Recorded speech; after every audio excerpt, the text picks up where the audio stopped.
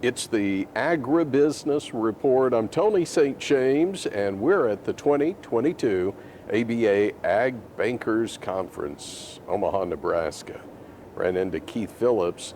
Keith is with First Bank and Trust in Virginia. Great to see you. Thank you. Good to be here. Well, we're going to talk about an award in just a few moments, but first off, Keith, a little background about you for those who don't know. Sure. Did you grow up in ag, and how'd you end up where you are today? I did. I grew up in a family that had a feed business. We had a feed mill, and my dad contracted people to grow poultry for him. Kind of a pioneer in the modern poultry industry, actually, as I look back. So, yeah. And I was very active in FFA, 4-H, all that. So, went to college and got an animal science degree at Virginia Tech. So, yeah, I've been committed to agriculture my whole life. Now, does that really help you do the business that you do, having that background? I think absolutely it does. In fact, my staff and my co-workers of lenders that's one thing I look for. I want an agricultural background. Most of us have ag degrees of some type, but all of us came from an agricultural background. Let's talk about conditions in your area. And for those who aren't familiar with the bank, the region that you're covering, and what are the conditions right now? You know, they're pretty good, actually. We cover a region of Virginia, North Carolina, and Eastern Tennessee. It's a very diverse agriculture. That helps us. We've got a lot of beef cattle, but we've also got row crops and dairy and poultry and confinement hogs as well. So that helps spread our risk a little bit. And generally, if something is struggling, another part is taking up some of the slack. So we're blessed in that way. So what are some of the challenges your producers are dealing with this year? I guess probably most people would say rising interest rates at this point. It's been something we haven't had to deal with in a number of years. And particularly those young farmers and farmers that have expanded or have a use for high levels of debt, that would probably be one of the most concerning factors going on right now. I want to talk about an award now, the Bruning Award. And that was established, I believe, over 20 years ago now. For those who don't know what the award is, what's the award? You know, if you're an agricultural lender, it's sort of the ultimate award you can get. It's definitely a lifetime achievement for me. I'm a 37-year agricultural lender, and it means so much because I knew Frank Bruning. I had met him. I know his son. I met his grandson yesterday. They're here at the conference. It's just an outstanding family and quite a legacy there of farmer bankers that really have made a mark on the industry.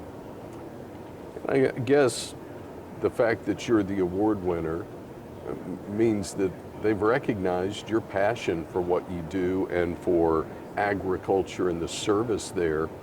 How important is it to have a bank for a producer that has that passion and is there through the ups and downs? Well, we have a large lending group made up of people with agricultural backgrounds.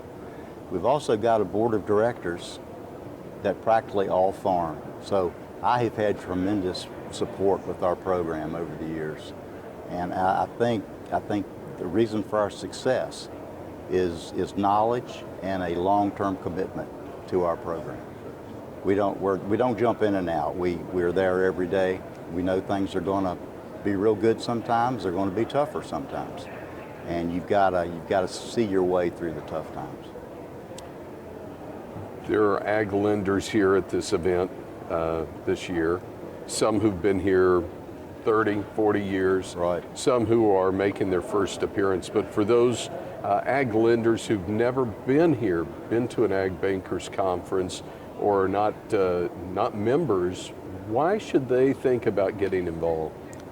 You know, I've probably been coming to this event for over 20 years, and I haven't missed many years, you know, in that period. But it does bring in some of the best speakers and best minds of our industry, and you never come here without leaving with some additional knowledge, and it kind of pumps you up too.